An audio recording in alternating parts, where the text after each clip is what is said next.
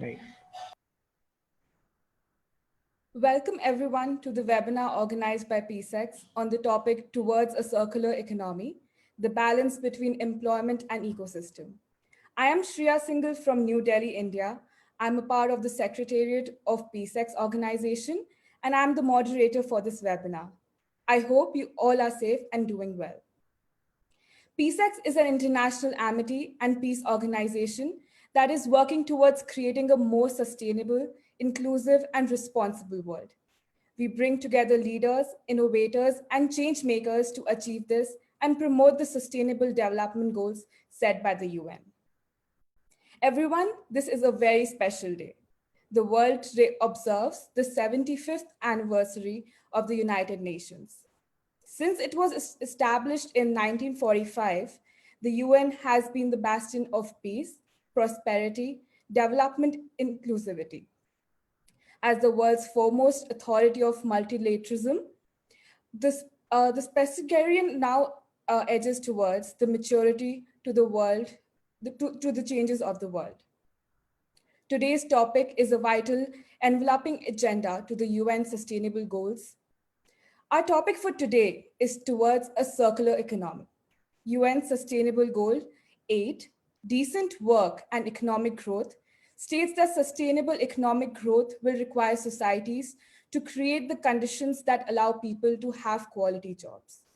On the other hand, Goal 15, Life on Land, aims at sustainably managing forests, halting and reversing land degradation, and halting biodiversity loss.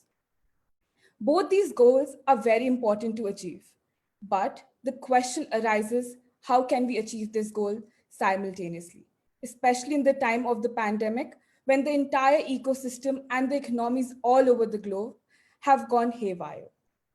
This is something we will explore in this webinar. I'd like to introduce you to our speaker today, Mr. Zahin Razeen.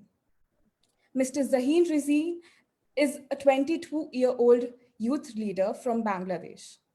He has been elected along with other 16 youths as youth leader in 2020 to work towards the achievement of sustainable goal development set by the United Nations. Razeen is a deep tech futurist on a mission to drive the world today's Industry 5.0, where the high-speed accuracy of industrial automation will undergo symbiosis with the cognitive critical thinking skills of humans. Out of the many startups founded by him, he is the founder and CEO of HydroQ, Bangladesh's first hydroinformatics R&D startup dedicated to ensure water security, leveraging industrial Internet of Things. It is an honor to host you today, Zahin.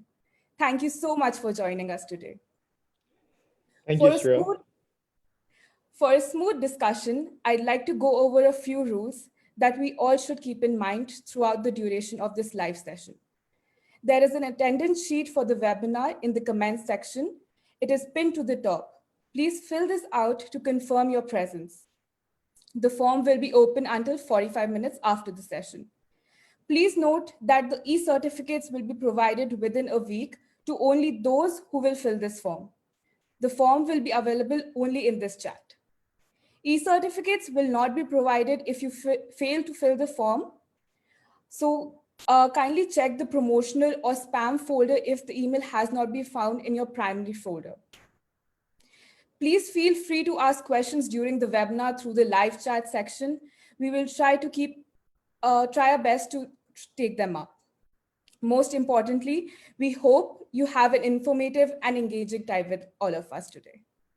So coming to the discussion, Zahin, how did you start your journey as a deep tech futurist, and what motivated you to explore this field? Shreya, thank you so much for such a crazy introduction. Thank you again for having me in this initiative. It means a lot. It's an immediate pleasure to share this platform with everyone who's here today.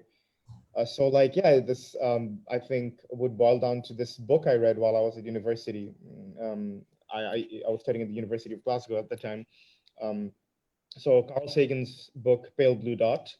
So it basically talks about the Voyager spaceship that was able to take a picture of our Earth, and it was that small blue dot-looking planet that you could see, which was pixelated. I was overcome with immediate existential crisis because from what it looked like, having read and so much research papers over the years, we I think are the only single life-bearing planet in this world, and multiple scientists have kind of tried to establish contact with ETs, if I may, using radio burst signals.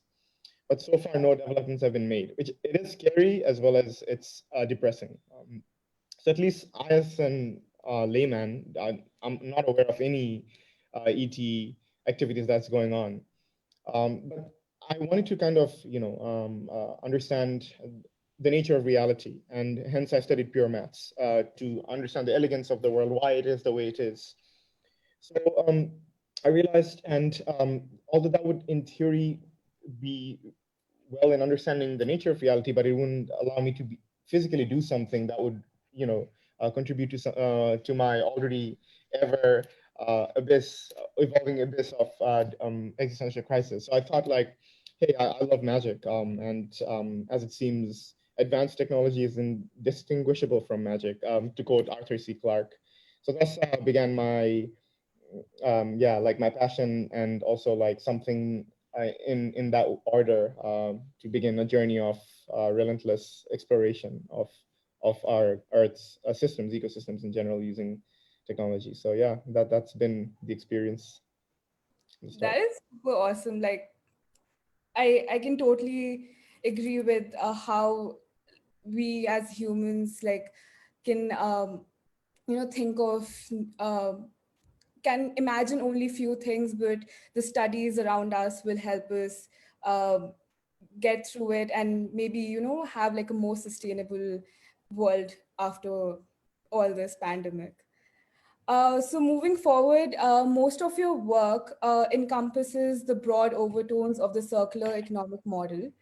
Can you explain this model from a layman's point of view?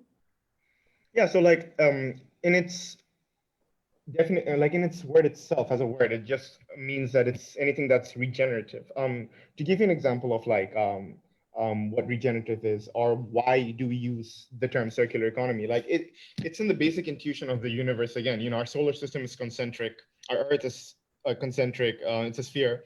So like the person who started the revolution of concentric circles would, I would say, be Copernicus. He kind of, his picture triggered ideological revolution, which transformed our humanity's understanding of the cosmos and our place in it. And it's sometimes extraordinary to think what havoc a few concentric circles can unleash, right? And then they kind of move on to like the power of images. If you were to say, let's say, why economics? How is economics involved in it right now? So think then of circles, lines, curves, which make up the core of diagrams in economics, right? And those seemingly innocuous pictures depicting what the economy is, how it moves, and what is it for, just kind of becomes the basic intuition. And such images are able to give you ideas that you can and cannot see at the same time. These images help describe, Euclid's famous mathematics of algebraic geometry, and then Newton's physics in his geometric simplicity. So in its nature, it has always been the underlying answer to all the problems of the world. And in general, it means anything that's regenerative in nature is circular. So yeah, I hope that answers. And yeah, that would be my take. It definitely gives us a in-depth knowledge of it. I just wanted to know, like, how does this model simulate employment? Right. So, like, if you look at it this way, it's pretty, again, simple. If you were to go circular from a linear economy, it would mean more reusing, more recycling, more manufacturing, which essentially would require more people, more social capital, to take part in this transition. And UN estimates that there will be $2 trillion addition to the economy, if I'm not mistaken, which I read a while ago. But you can just see that there's so much job prospects just through adopting the cycle of circularity. I agree, yes. So what shall we do? Like, what should the government and business do so that like this model is adopted for having a greater employment factor throughout the world? Right. So again, from my assumptions and from all the data that I've analyzed and books I've read, I think it boils down to like seven key things. As also like if you're aware of the donut economics model, which is a recent book that was like also and a current model that's being talked about, which again kind of coincides with circular economy. So you need to change the goal essentially, because for over 70 years, economists have been fixated upon a few stagnating things such as GDP growth. In the 21st century, the goal needs to be bigger. Meeting human rights of every person within the means of our life-giving plan should be an essential requirement.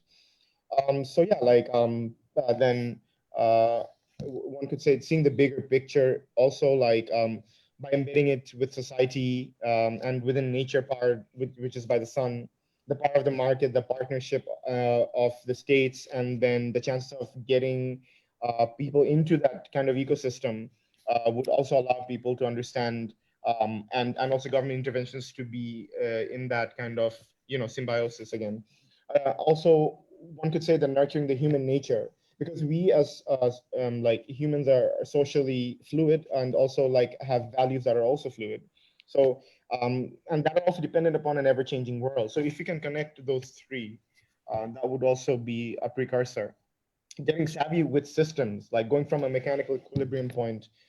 For instance, starting point would be to go from um, like um, a normal way of thinking that is causation and causality correlation to now creating a feedback loop where with every feedback that you get from an external environment or whichever body allows you to kind of make that change consent in a continuous way.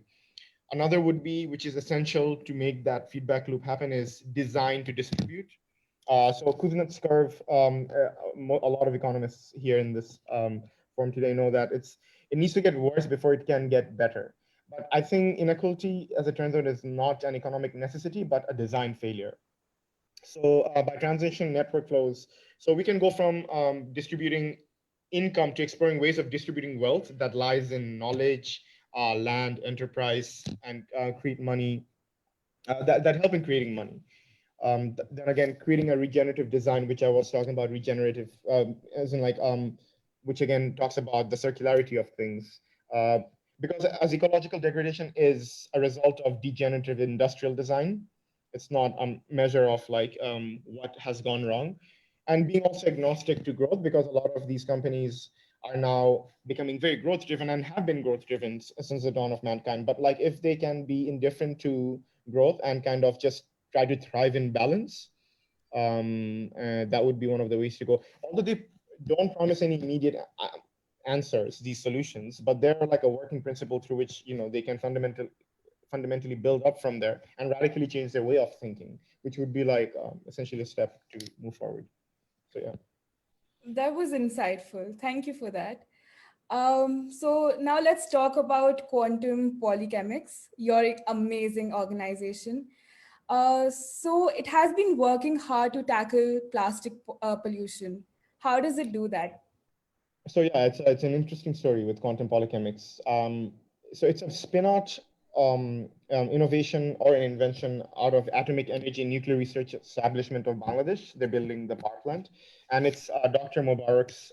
He's a famous radiation chemist in the world, been cited more than 30,000 times, which is an amazing feat.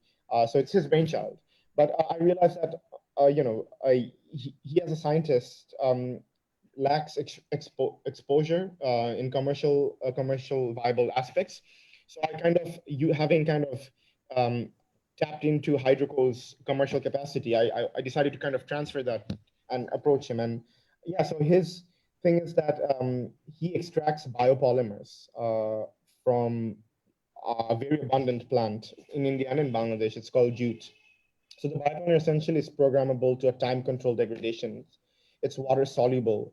It's salt compostable, and again ground degradable to a time-controlled degradation. So and while it basically also improves the fertility of the soil because of its organic properties.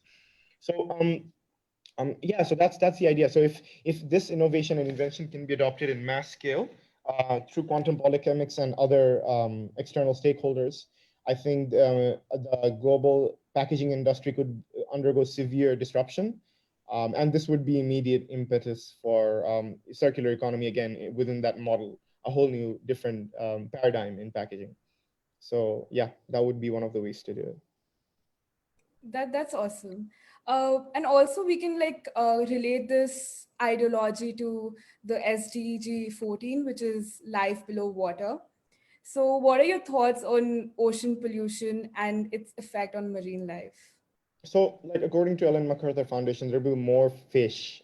There will be more plastic than fish in the ocean itself. You can see that it's a bit pretty contradictory statement, but it's crazy to think that, right? And even in a lot of like aquaculture species were feminized to a degree due to the estrogen release from the nanoplastics in Ganges River, and then different case studies that was done. So that means there is a huge chance, like a few species of aquaculture will get eradicated or extinct because of the nanoplastic problem. So this is where again quantum polychemics' proprietary technology through Dr. Mubarak comes in. Is that this is again programmable, and it is extracted from organic renewable materials that can act also as an anti-catalyst in neutralizing these nanoplastics, as well as act as fish feed once they're done, because it's automatically degrades in soil, and it's fully soluble in water. It's basically dissolves in liquid in 10 minutes. And you can program it to not dissolve in liquid in 10 minutes, like hold it for 70. So it's like platinum of the plastic industry that's ready to be adopted. But I guess like if this is one of the many ways through which you could really work in bringing the ocean's ecological balance back to its former glory. That is super nice. Um, we now open the floor to all our participants to send their questions. Please write your questions in the chat box. We'll be asking the questions you all send through the form. Due to the time sensitivity, we may not be able to address all of them. So another question I wanted to ask was one of the biggest economic issues of today's is inequality. People often question why should I care for nature when my primary concern is to survive. It is imperative to solve this inequality if we want to promote sustainability. Can the circular model be a solution to this inequality? Yeah, to go back to my previous point about Kuznets' curve, about how he talked about it needs to get worse before it gets better. It's a completely, again, a false notion. Maybe in the entropy laws of physics, that might be the case, and it's still the case in real life as well. I wouldn't say it's totally false. But again, inequality, as it turns out, as I said again, it's not an economic necessity. It's a design failure. So if you redesign industries in a way where they would be less prone to the occasional failures that in such as into waste collection and production in general and carbon emission, I think what they would essentially do is create a new paradigm of tackling inequality and possibly kick it out of the window. It's a millennial problem, right? It's not that simple, and a lot of people have and is still trying to attempt at solving this non-trivial problem in that manner. And however, like I guess like there's no binary answer to it, but again, if you could build up from that intuition of design, um, and like go back to your scratch boards and see what are the other boats you can row, and I think you'd be able to find a few solutions here and there and come to a solution in that manner. Yeah. Got it. Also, like according to you, which are the primary like sectors we should tap on so that we have like a major effect in this circular system? Yeah. Energy for sure. Um, Packaging industries, another huge e-commerce sector where they should kind of rapidly adopt renewable packaging, and the chemical industry that is readily making these polymer composites that are non-degradable. So yeah, like I think that would be one of the ways to go at it, and yeah. Definitely. Okay, so now coming to the employment part of the circular system, how can we address mass unemployment in the face of globalization and specifically when this pandemic is going on? Um, it's a very tough question, and I wouldn't say that there is an immediate answer to it as well. But again, I would say that for employment, because there's so many people that has gotten overnight like unemployed, and uh, there was you never prepared for it. But I guess like for these problems to be solved, a lot of opportunities needs to be made available, and they can be made available through, again, kind of redistributing wealth by not increasing income, but like kind of democratizing knowledge um, through land, entrepreneurial initiatives, as well as like hold on government based intervention that promotes self-employment, so that like I guess that would be one of the ways to go look at it. But that's my, again, assumptions. Maybe that's not the right answer at all. But I would say that that makes me confident. If those were to be adopted, we'd see some results, and maybe we can build up from there and take it up a notch, and then some more. Got it, yes. And how can we solve the economic crisis and have maximum employment? It's just a continuation of the previous question, because I know it's kind of difficult to, it's easy to say that we need to distribute the wealth equally among everyone in the world, and that will create more employment. But what are the main steps we need to take to achieve that? Yeah, that's a tough question again. You put me in the spot there. Well, I can speak from my experience. When I was graduating from uni, which I graduated like 3 months ago, 3 months ago to be exact, yeah. And if I hadn't taken the risks that I had taken while I was at uni, like starting a company, while I was pursuing uni full time, doing a government project that was about to fail, I wouldn't have been here and be able to support myself. So I'd say that questioning the system and trying to work around it, and being able to have a basic perception of what these future options may hold for them, and then the kind of having like a lot of these options open in a way, a multifaceted way, so that they can, if one fails, they can jump to the other. To give you an example, again, in a way where, again, it might be an analogy, but so when a rocket takes off, essentially, the rocket propellant engines, um, like according to the guy, I forgot his name. It talks about anything that could, Murphy's law, as it says, anything that could fail will fail. So and he was a aeronautical systems engineer, and that really resonates with me, because when you do something, essentially, a lot of people do it out of necessity, and they think this has to succeed. But what if it doesn't succeed? And so what? How do you prepare for it? And it's a very tough question to ask and also confront. But it turns out, like, engineers usually, when they send rocket to the space, they all these five rocket propelling engines that work in a way is that they're all democratized. It's like a democracy. When one fails, the last four supports collectively the fifth engine's failure together. When the second fails, the third one basically does it again. And when it comes to the last one, the last one has the ability to support the other last four failed engines. So in that analogy, pandemic is one of them. And if you think that pandemic has completely destroyed our economy, wait what the climate change is bringing to you. So we now need to essentially kind of bootstrap ourselves.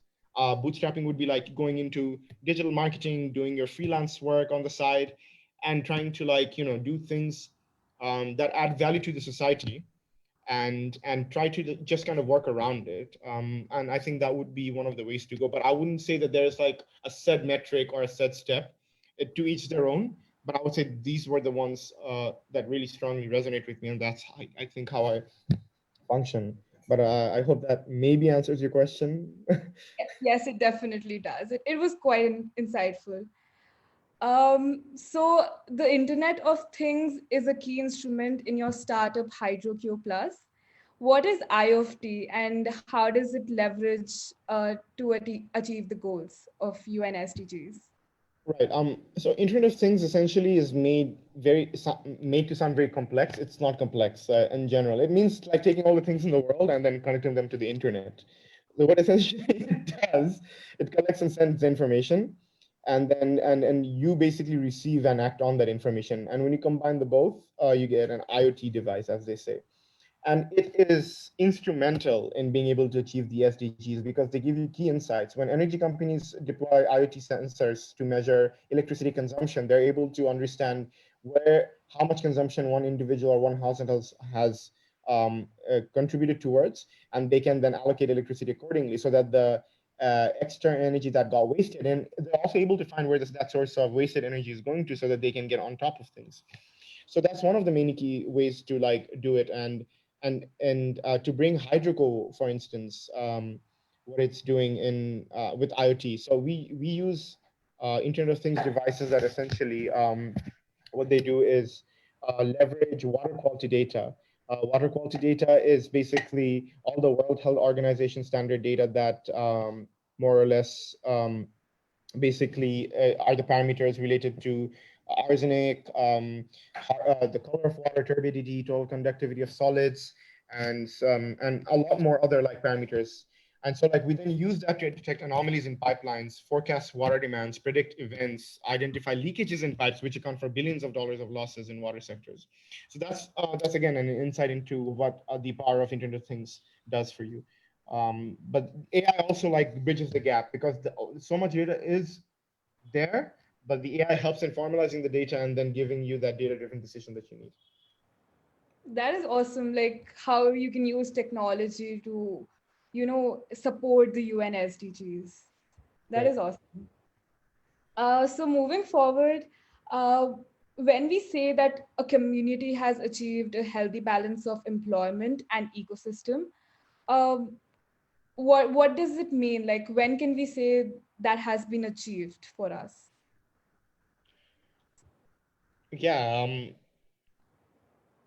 I would say when there is some cohesive way where like they are like where the again the government and the people are like like have merged in a way where they're unified and they know that like everyone's working for a global cause and in solving a problem that affects all, not just one.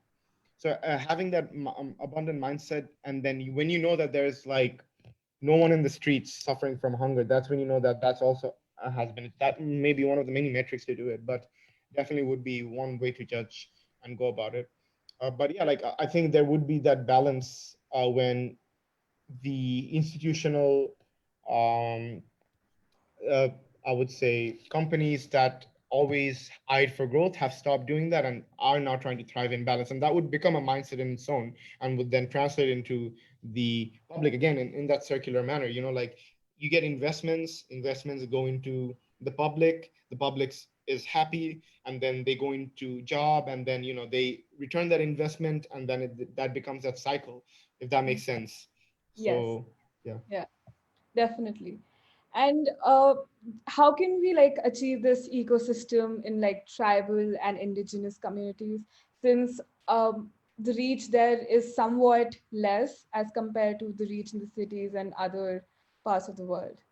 Right. So it's again, it's a really sad thing to see that like although like we as communities are just getting advanced on a daily basis, there are some parts of the country that are also kind of lagging behind, and it's interesting that no interventions have been made so far. Our interventions are being made. And another case of that would be the Rohingya refugees that got migrated to Bangladesh from Myanmar um, um, after they were the city, according to like a policy that deems them not citizens of Myanmar. And 1 million people migrated to Bangladesh, and now they're going through serious crisis, right? And how do we make for them like accessible education, accessible technology, accessible? So it would require again a global intervention. It would require the help of NGOs that should work on setting up standard protocols that basically help these indigenous communities and communities that are left alone to transition to that path. And then we connect it with technology.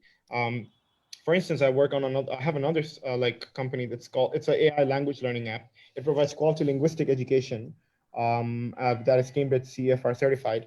And so essentially one may, the product has been designed in a way where any layman can use it without having had no prior knowledge of how technology works, but it's so interactive that it's gamified. So essentially, they get the game aspect of education that entices their interest towards education. And then once they get hooked into that platform, they're learning it in a very interactive way, where the AI forces them to learn by giving them hints, using machine translation, voice recognition, and all that. And in 12 weeks' time, you become a native speaker. So, and that's it, the design has been made in a way where it's made to be accessible for people without too much complexity. So sometimes one of these complex answers lies in its true simplicity, and that's one of the ways, of example, how you can integrate in these indigenous communities into um, 21st century um, um, living standards. That is awesome. So can we like is the app available on in all countries on Yeah, iOS?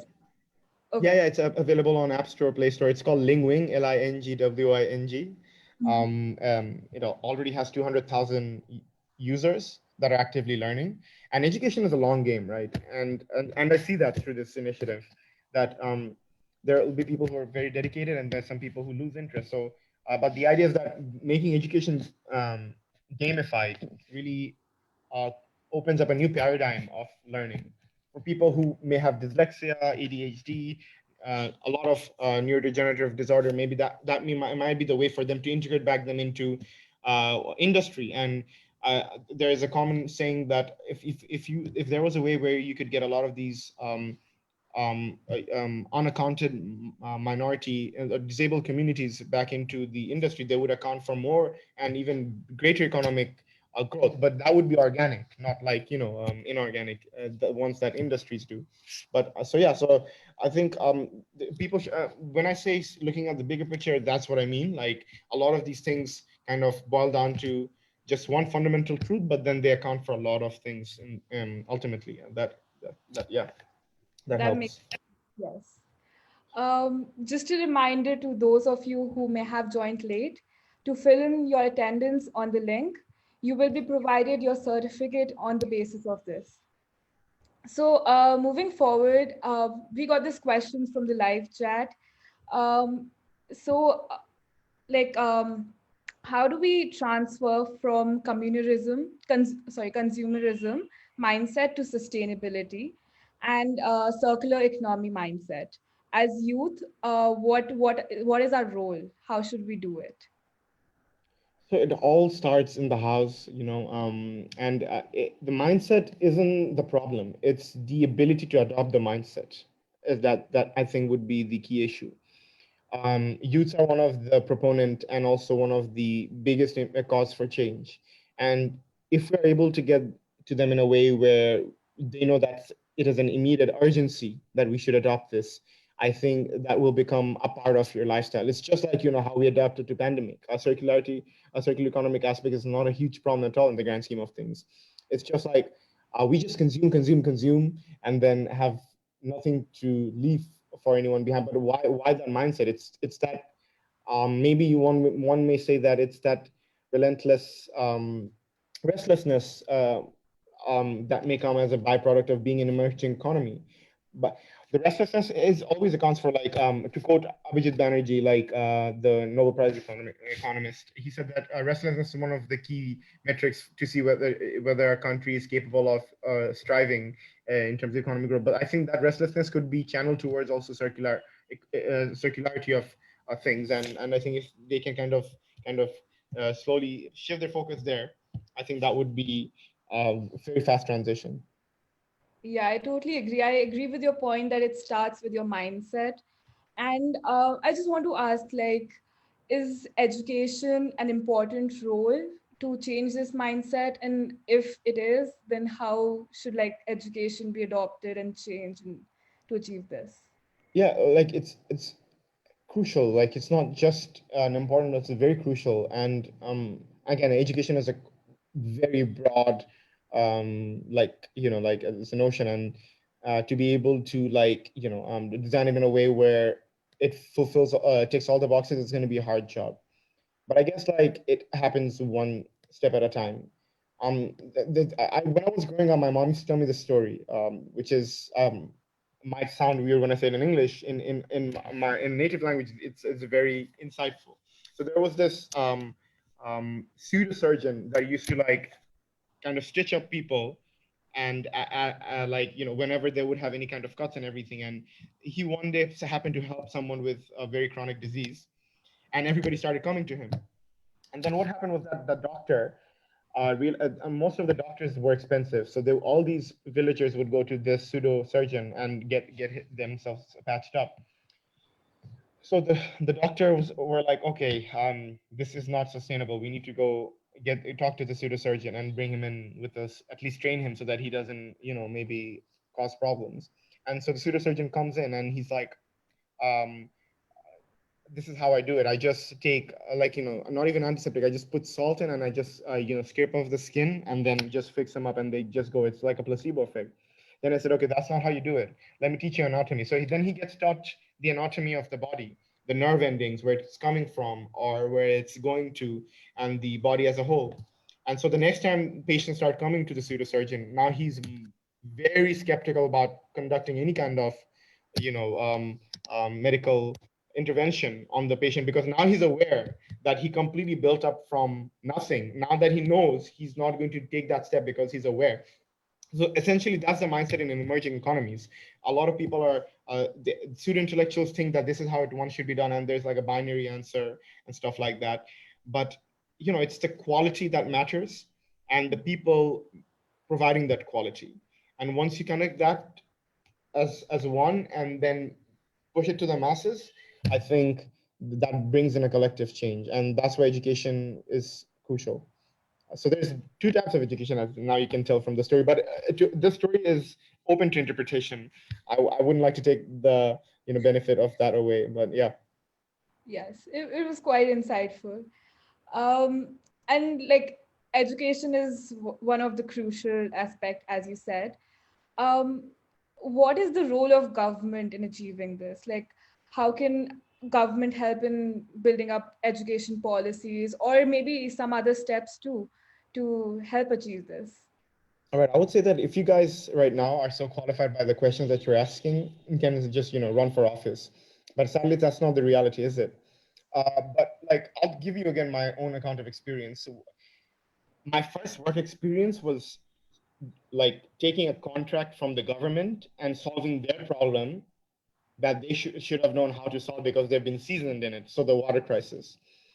They had a water quality issue and they didn't know how to solve it. And I said, okay, listen, I have a device in principle. You implant it into a pipeline and then they do all your lab diagnostics in real time and saving you time costs or increasing your profits and also service requests in general.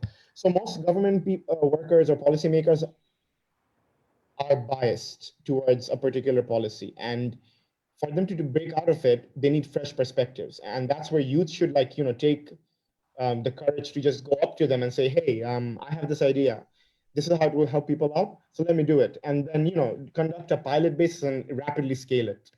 I this Most of my work involves working from business to government rather than business to business, because mainstream technology and mainstream markets are saturated. There is no way I, as a youth, would be able to do anything. But if I can do something that's completely game changing for the people of my country and the world, through very industrial technology, why not, right? And so my experience is that like just don't ask yourself too many questions. When you constantly like try to judge whether you're qualified, you'll never be qualified. I always think that what am I doing in this world, right? Like it's crazy.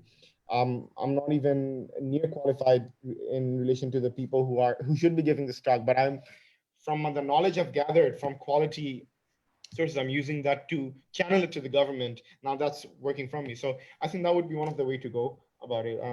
if I'm not mistaken. And I hope that doesn't like kind of detract people from like government has its place, but people are the ones that are telling the government what to do. So why not just go in front of them and tell them this is what you need to do, and using an impetus or like an incentive, perhaps. I agree. Like nowadays, people are voicing, like raising their voices, but still the youth is kind of in their own bubble. They're not going out, not telling the government what they should do. So as you said, we should, like, if we have some solution to the problem the government is facing, we should go out, talk to them, and just tell them this is how we can solve it. Also, another question which was asked was, how can businesses, small and developed both, adapt to the circular economy successfully without losing the assets they have? You got to win some to lose some. So it's not a non-zero sum game. You will lose something in the process of trying to adopt it, but the cost of losing is far sequentially lesser as opposed to the gain that's going to come. So I would say that that would be my answer to that. Being a bit diplomatic, but I guess that would be an answer to that question from my I perspective. Yeah. But the thing is, like, the assets are lost, like, once you start, like, towards this journey. And the benefits you get is after, like, few years. So what should be the pattern, or what should be the encouragement given to these business owners so that they adopt this and continue using this model? Right. So there should be an incentive for them to be able to convert whatever their assets right now are maybe driving them regressively towards that change to be progressively gear forward towards that change. But in that manner, it could be as slow as like, hey, you have this issue like for wastewater treatment plants, for instance, they have huge amount of water bodies, but that's not being utilized. People can like you can use floating solar panels to generate electricity and it generate an entire country. So why not do it just using the water bodies, and then convert that water into pure drinking water using graphene technology or desalinization technology, which is available right now. So the impediment would be that it's expensive to do that, but in 5 years' time, you'd be powering an entire nation, also getting your money's worth, because this would be the first time like a water organization that has generated electricity without the intervention of an energy sector. So that's one of the examples, right? Like it's a sizable investment, like 20-30 million dollars to make a floating solar project in emerging economies. But then the benefits will be so much. So like that's like sharing their asset, that is the water body, to like generate electricity. So does that make sense in that Yeah, principle? yeah, makes sense. Now the question comes is, like, during this pandemic, a lot of us all over the world have lost their jobs, and the unemployment rate has, I think, increased substantially. So how can we solve the economic crisis and have maximum employment during such times? Sometimes I'm put in the spot there. uh, Again, this is a very unemployment is and inequality is one of the hardest problems to solve. And again, it goes back to that one abstract concept: government being transparent with the public about the opportunities that are available, and then making that available so that they can bank on it. So that could be like, hey, instead of a furlough scheme, I pay you to do this analysis work for me. The work that you were doing either way for a company that is now like fired you, you can do that for me for that particular cost, so that maybe you can sustain, have food under your in your belly, and while have a roof to like rest on, and over your head and stuff. So like I think it's a very again abstract question. I Hence the abstract answer, but like you can build up from there by deliberation, and deliberation would be like just rapidly applying whatever resources are there at your disposal, and then double downing on it. So Oh, yeah. yeah, makes sense. Um, just continuing with that question, unemployment has also led to people sleeping hungry for days and days. And in today's setting, food is the first priority. Like to survive, you need food. How can we encourage people to still practice waste segregation and practice energy conservation to achieve the circular economy? Right. Again goes back to that fundamental building blocks, right? Regenerative design. And what is regenerative design? An example would be my um, the quantum polychemics technology, biotechnology company that leverages biodegradable polymers. So maybe using that as a correspondence principle, if you can, if more, companies can like do that. So be it may, I think that would be again a starting point or precursor to maybe um, distribute wealth, and again as a consequence of that there would be more resources available to distribute through food or anything. And again, hunger crisis is such a huge issue. I i lack no knowledge on it, but I realize that maybe redistributing again wealth in a way where food is made accessible and not scarce. So what would be that policy like? It's something that I haven't thought of, but maybe it's something that I'll start thinking of, because um, when I'm already working on these problems, those in itself are so like huge on its own perspective that I get into that deep. And hunger, I never got around it because I realized that it's such a huge issue. But hey, there's this thing that Dr. Mubarak has also done. It's a biofertilizer. It accelerates the growth of a regular crop 3 times by just spraying on it. So maybe like also taking on next generation biofertilizers that really help accelerate the growth of crops in a way where you're not degrading the soil, but it's acting as a renewable accelerant for generation would be another way of regenerative design and making food accessible. um, to yeah, kind of Makes express. and apart from like affecting the employment, the food, hunger, and all other aspects, the pandemic has also affected the industries all over the world. And what is your thought on how it's going to affect globalization? What is the effect of globalization due to the pandemic? It's definitely felt everywhere, right? And the effect of globalization is that it's another thing that comes out of it is that you can realize that now, because of information accessibility and availability, and this ability to and low latency of it, the ability to travel that fast, you can bring about a collective change. So it has had a detrimental effect, without a doubt, when you talk about the globalization aspect of it. But again, Yuval Harari, this futurist again, who talks about a unified approach in doing things as nations, where like nations like India, Pakistan, Bangladesh, and the SAARC countries act as one, not in land or any segregation or anything else, but like in general, acting as countries who really try to solve each other's problems by using their resources to make abundance available, because every country has its own comparative advantage. So when everyone collectively work towards that, globalization can become a positive thing, even better, or even like a bigger impetus for tackling a huge problem such as climate change. Got it. Makes sense. And before in the conversation, you mentioned Murphy's Law. What can humanity do to subvert the despondence of Murphy's Law and work towards making our own destiny? um, Murphy's law is an ever-existing thing. It'll so to use that as a positive agenda would be to really take extreme ownership. To realize that we can take it one day at a time. It doesn't have sometimes like you can just spare yourself for not getting that.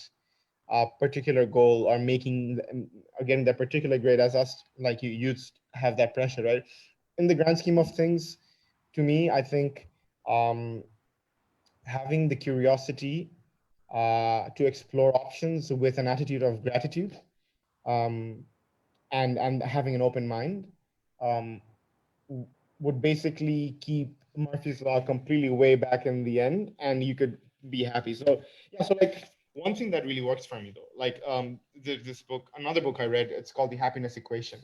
So by anticipating positive emotions about your particular goal, you're more likely to achieve that goal, as opposed to waiting to become happy once you reach that goal.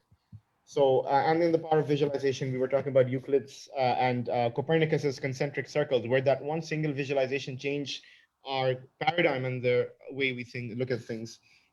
So, in that manner, I would say that, yeah, like have an open mind and definitely visualize and stay happy right now in the moment and take in as it comes. Um, Everything as a law of entropy. If there is order, there is a disorder. The disorder this time is pandemic. The order would be then so that we can ensure there is no pandemics in the next 100 years or so.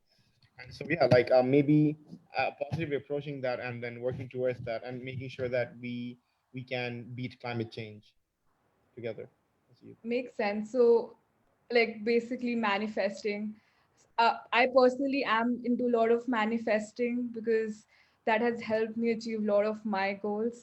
And totally agree. Like when you visualize something or manifest something, the way you look at that thing totally changes. It's like a 180-degree turn of how you look at that thing, and it becomes easier to achieve that goal or whatever you want to achieve. Also, I wanted to ask is what technologies currently considered achievable in the future could revolutionize technological progress and could solve the key global problems of humanity? So the recent thing that I've been looking recently was SpaceX's nano satellites, the Starlink. I'm sure you're all aware of it.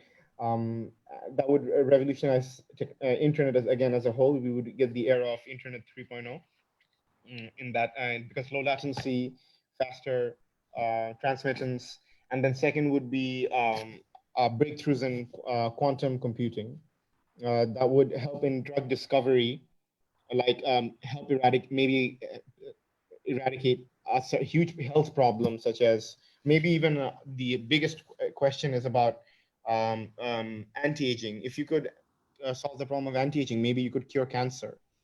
Yeah. I'm not saying that you'll become Benjamin Button, but I think yeah, quantum computation and quantum computing would be one of the next big thing to happen. And now we're industry 4.0, right? Like where AI is just coming into fruition.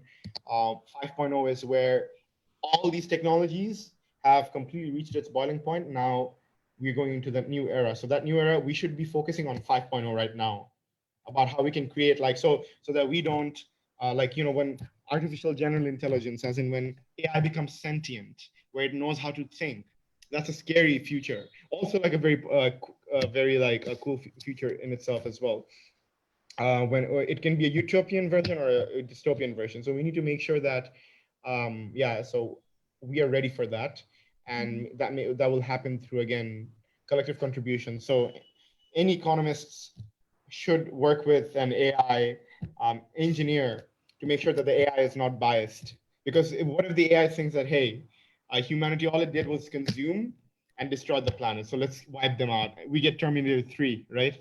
And that's a dystopian. But utopian view would we can go from a single library planet to like multiplanetary species going to Mars, and that would be enabled through these technologies.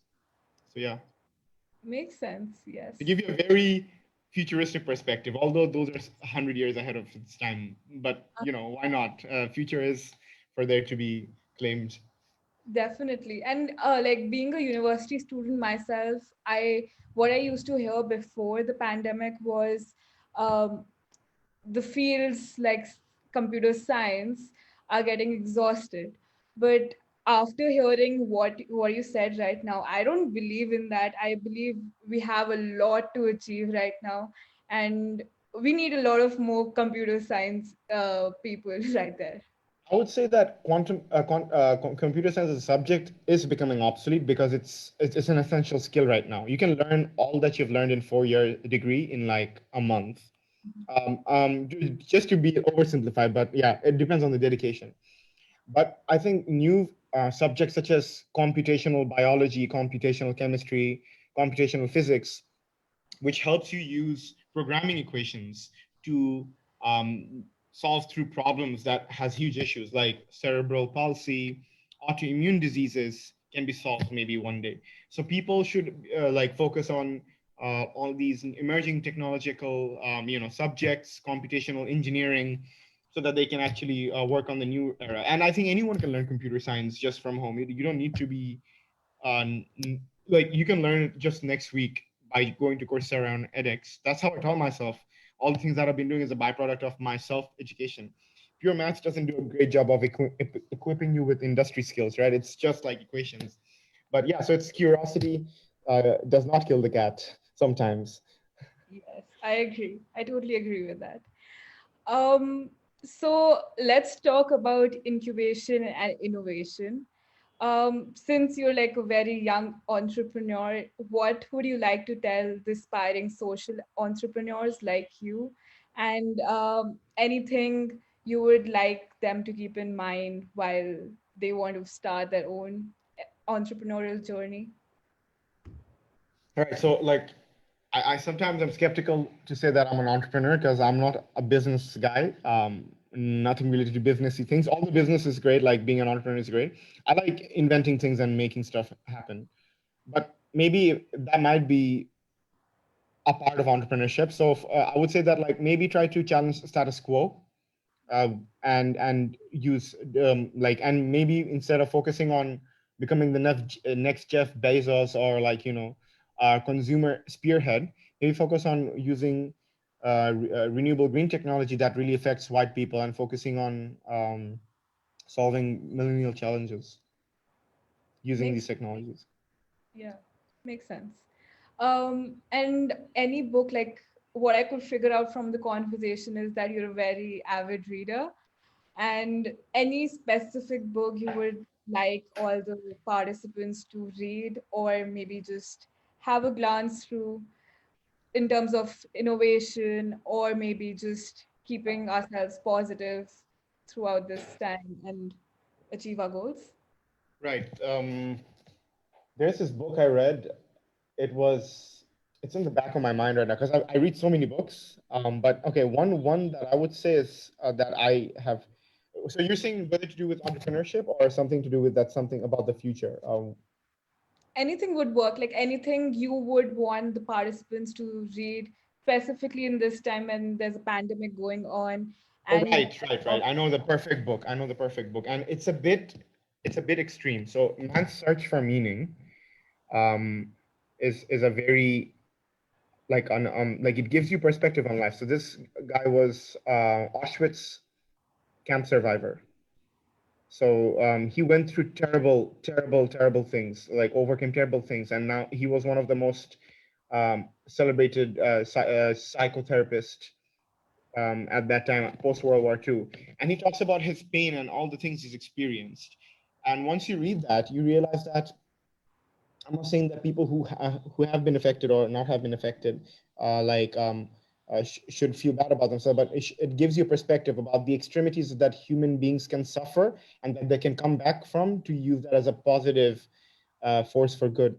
So yeah, Man's Search for Meaning by Viktor Frankl, just to get a perspective of the pandemic negative side of things. A future would be um, another one would be Journey to the Center of the Earth. It's a very exciting adventure book. It's always a nice Jules Verne book. I read a lot of science fiction and science nonfiction and science fiction. So yeah, that would be one of the way to do it. And the other one would be Viktor Frankl's Man's Search for Meaning. I recommend that to everyone. Like whenever anyone's going through a tough time, I said, listen, like all the emotions that you sometimes face is a product of evolutionary biology. And those emotions is because they've sustained because all your ancestors before you have had to go through some serious problems. So maybe you don't need to use that now. Maybe when you're jumping off a plane, let that come out. But to feel bad, I would say that to start off from there, reading this book really gives you that clarity of life, which it had a profound impact on me. So yeah, That's nice. I will definitely read that book yeah. for sure. Also, before, like you mentioned about the Industry 5.0, um, it did seem a little far reach, but it is definitely going to be a reality very, very soon. So I just wanted to ask, like, will it affect inequality in some sense? Because right now, even though we are saying that we will be able to curb inequality soon, or we might take some steps, but having that kind of Industry 5.0, um, will it like increase the inequality a bit? No, because in Industry 5.0, essentially what's happening is AI and man, women undergo symbiosis. So, so yeah, I guess like when AI merges with humans, it seems a bit dystopian to say that, but I'm not saying that like, you become one. I think it will help people uncover problems and also solve problems they never thought they could. And I think by that time we'd be already like uh, multiplanetary species, or maybe even type 1 civilization where we can travel from one galaxy to another, being a far-fetched. Those things get you excited. And I'm all about chasing the excitement through these projects that I do, but it's one step for the another. I think inequality by that time would be like a thing of the past. People would be laughing at it. If you watch Rick and Morty, this is my favorite TV show. Uh-huh. So Okay. yeah, it'd be like that, like whoa, you go to back to the past and you'd be like, okay, this was never meant to happen. Why did it happen? And it's because was some random person decided to think that okay, here's this design, that's what you do, but it doesn't have to be that way. So yeah, I think again, I'm being optimistic. I'm an optimistic person in general. I think you get that by now.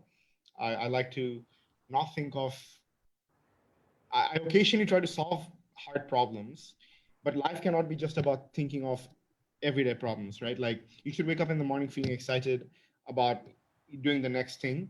So I think there is enlightenment in knowledge and pursuing knowledge through various fields, through doing your work or through this, and always getting excited about that. Um, is an essential factor in solving all the world's biggest problems. Maybe someone here right now in this thing might become one of the leaders or one of the main contributors in solving inequality. Um, I hope. And so, yeah, so like, it's a very tough question to ask, and it's great that we youth are asking these questions because that goes to show that we are in the process of also solving it. And but yeah, like that would be my take. Makes sense. Yes, definitely. It's our duty to think about it and make it happen in the future. Also, like you said, whatever happened in the history is for good, and it's what made you adapt to the new things. So, one counter example I can think of is climate change.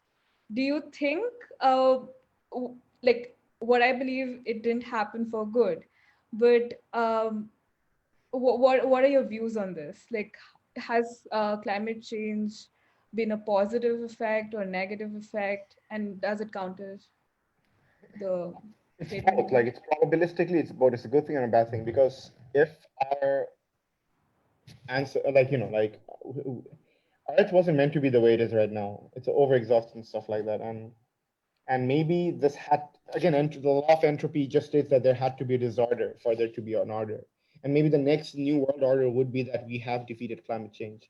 So without that being there, we wouldn't know how to solve it, and if it happened later, we would be more doomed. So it's better to do it right now and solve it in the next 10 years than solve it 100 years later when we have already destroyed everything.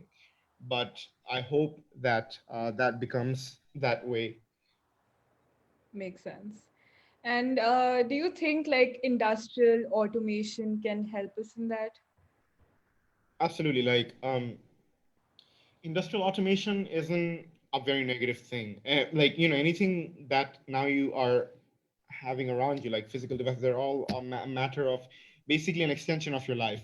So if automations are made in a way where they act as an extension of your life, so it's a great thing.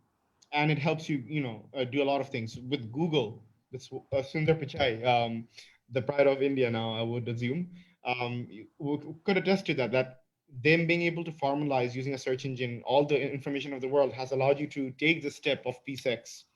I think which wouldn't be possible 100 years ago.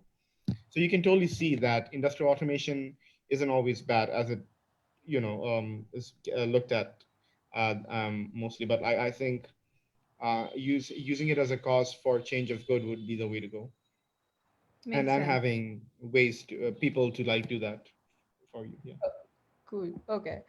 Um, and today we are at a junction where UN has aged 75 years. Do you think it is time to look back and be retrospective, or to celebrate what a better world it is? Yeah, like a lot of things have happened. We have um, eradicated a lot of diseases, um, waterborne diseases, cure to AIDS, if I'm not mistaken. A lot of advancement has been made, which wouldn't have been possible. And within the 75 years, UN can act as a testament to that. Their work is, again, one of the instrumental things for world to look at it that way. So I would say that yeah, a lot of good things have happened, and to a better future ahead. But we learn from the history and we move on to the next. Yes, definitely. So one last question, Zahin. You're a man who wears many hats, from IoT to learning language with AI to sustainable plastics to water security and whatnot. You have checked the boxes of many SDGs. Any message, last message you want to give to the youth and the participants of this webinar? Take calculated risks that yield the most dividends, but don't be jumping off of a roof or something, but risks that really pay out for everyone at the end. And that's what I would say, that so my advantage is that I have ADHD and I'm constantly driven by stimulus. So I'll do things that I can really enjoy and I'll do it really good. And then once I get bored, I'll kind of move on to the next. So I've been able to build a world around me that works, functions for me. And I would say that if a lot of people look at it that way, um, and have an abundant mindset, I think anyone can do what is it that we are doing as a whole, or what I have done, which was considered impossible to do. Now is because I've been able to do it, it's now possible for anyone to do. So yeah, so yeah. That's nice. Thank you for that. So we'd like to thank our guest speaker, Mr. Zahin Razeen, for taking out time from his busy schedule to be with us here today and share his valuable insights. We'd also like to thank all our participants for tuning in. We hope you enjoyed it as much as we did. Before we wrap up for today, I'd like to remind all our viewers again that our delegate res publica applications, that is country envoy applications, are now live. If you think you have the will and vision to bring the change you want to see around you, do give it a hit and fill the application. We are super excited to have you all on board. We request all to check out our social media handles to get the latest information about our events. And now I request all the PSEX members to switch on their cameras for a group photo.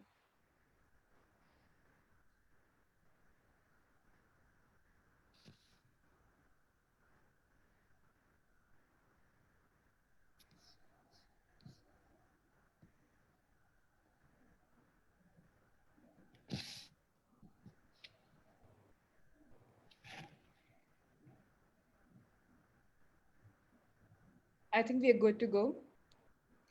Thank you everyone once again for making PSEX webinar a success. Thank you so much for having me. Thank you.